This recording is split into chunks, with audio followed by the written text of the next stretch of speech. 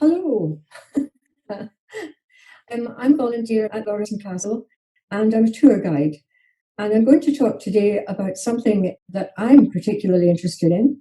And if I'm going to begin this, I've really got to sort of give you an introduction into how I feel as a visitor visiting Lauriston that you might feel. So Lauriston Castle is full of many lovely objects. And as a visitor, you're appreciating the grandeur of the castle and tending not to notice the smaller items of interest that grace the rooms. Mr. and Mrs. William Robert Reid, the last owners of Lauriston, along with Mrs. Reid's brother, Mr. William Barton, enjoyed a comfortably off middle-class lifestyle at the castle, well attended to by their staff, both upstairs and downstairs. If you were leaving the kitchen, there's a back stone staircase that takes you up to the Butlers Pantry on the landing. Actually, the Reeds did not have a butler. Only female staff lived in the castle. Nevertheless, butler or not, it's an interesting room.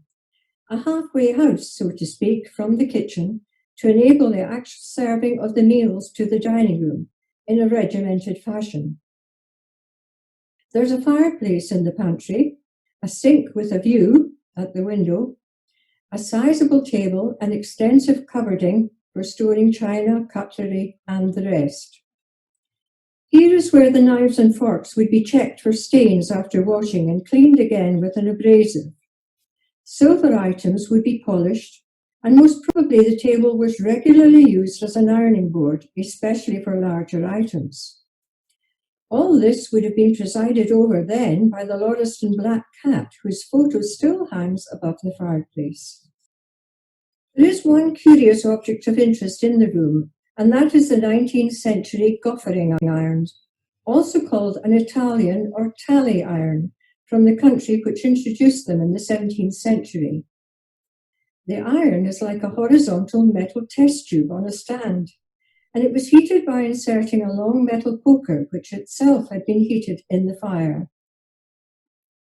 Frills and pleats and linen and clothing and fabrics were very common in those times goes by, and often with additional lace and ribbon trimmings.